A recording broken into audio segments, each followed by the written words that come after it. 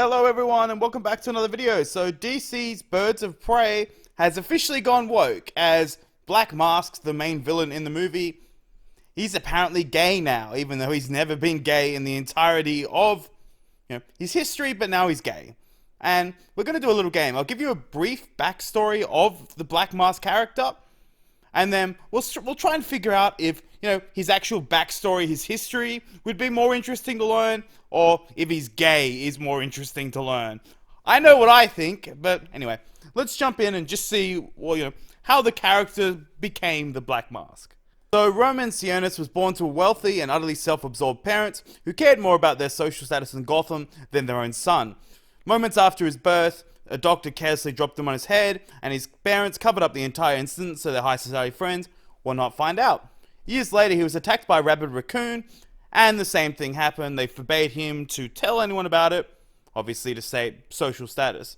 Despite their dislike for fellow socialites Thomas and Martha Wayne, they continued to associate with them to maintain their social standing, and forced Roman to befriend their son Bruce. His parents' hypocrisy had a deep impact on Roman, and he grew to resent them and the masks that they wore in public. After graduating from high school, Roman was given a high-ranking position in his father's company, Janus Cosmetics. There he met and fell in love with his working-class model, Cersei, though his parents did not approve of the relationship and forced him to break it off. Enraged, he burned their house down, killing both of the parents and inheriting their fortune and business, though unluckily, he lacked his father's business acumen and eventually ruined Janus Cosmetics by funding a failed line of face paint makeup. Desperate, Roman had his staff chemists create a product that was rushed to the market without proper testing, disfiguring several hundred women. Cersei, now Roman's fiancée, then broke up with him in front of his entire staff. Bruce Wayne, now the head of the Wayne Enterprise, offered to bail Janus Cosmetics out of the condition that Roman gave up control and allowed Wayne to appoint his own board of directors. Humiliated and furious, Roman broke into the cemetery where his parents were buried, seconds before he could unlock the Sionis crypt. However, a lightning bolt struck him, blasting the door open and hurling Roman headfirst into a nearby stone.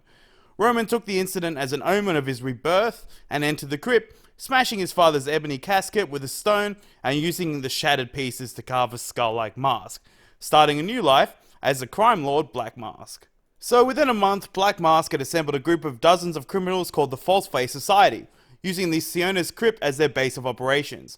Each member of the False Face Society wore a distinctive mask, and the gang's crime spree spread rapidly throughout Gotham, eventually attracting the attention of the police and Bruce Wayne, now operating as the vigilante Batman.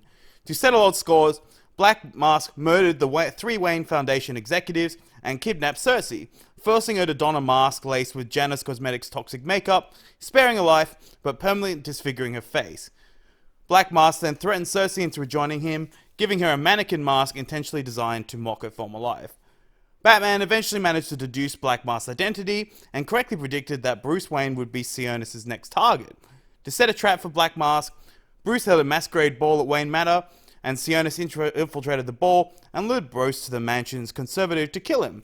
However, Bruce successfully disarmed Sionis, forcing the latter to retreat back into the hideout with Robin secretly following him.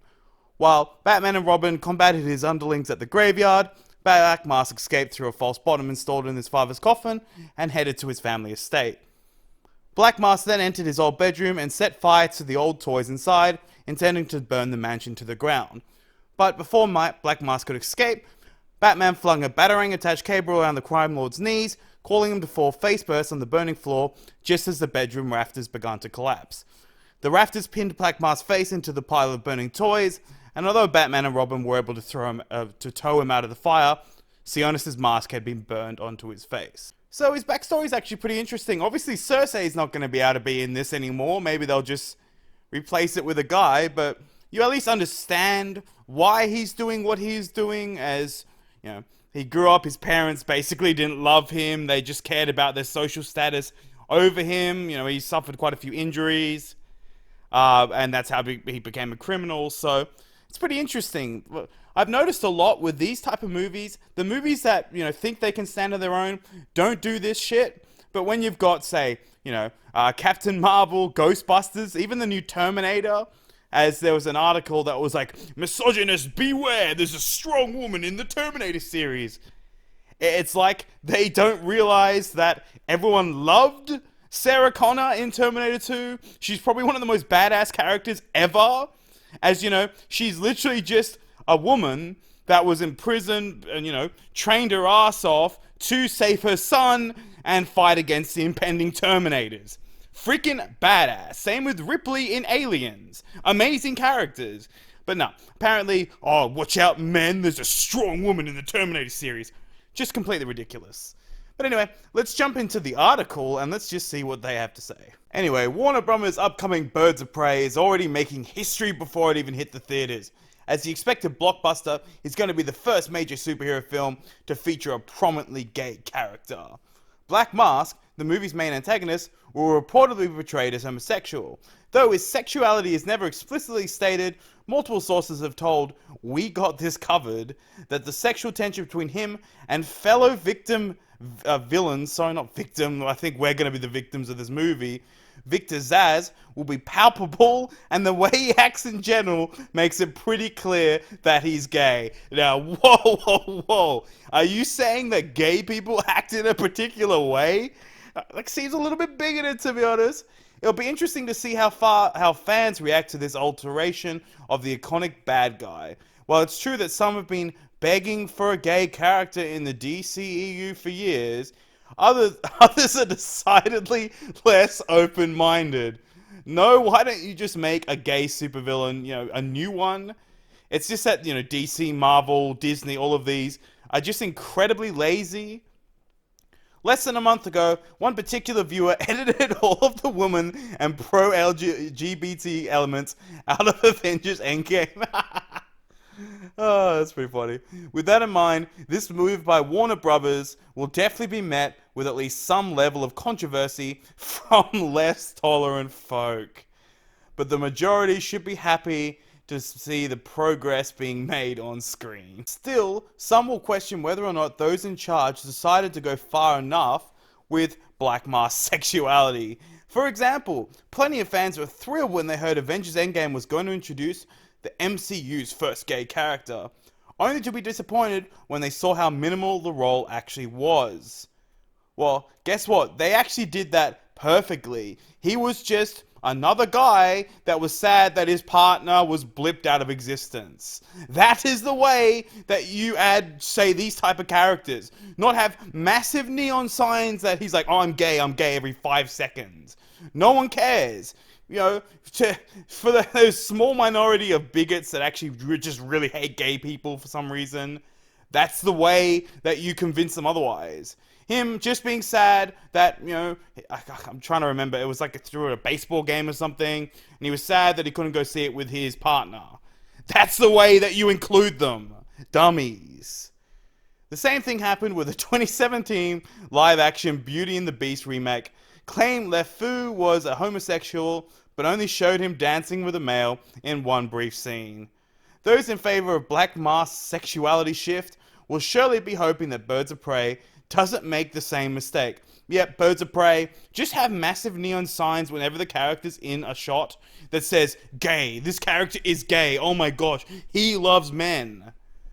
In any case, the early reaction to Ewan McGregor's performance as the LGBTQ bad guy has been overwhelmingly positive thus far. Some have even gone so far as to call him one of the best villains in a superhero movie ever. What, because he's gay? Oh my god. And isn't it bigoted that the gay character is cast as the villain? But anyway, that's certainly high praise given the pantheon of all-time greats that have already played evil role in comic book flicks before, and hopefully his portrayal in Birds of Prey can pave the way for other comic book movies to include more gay characters in the future. Yep, that's definitely what I would care. I'm honestly not going to see the Birds of Prey. It looks like I've seen some trailers. I was sort of hoping it would be good, because I thought Harley Quinn was probably one of the only good things about Suicide Squad. But yeah, it seems like they're completely killing this movie.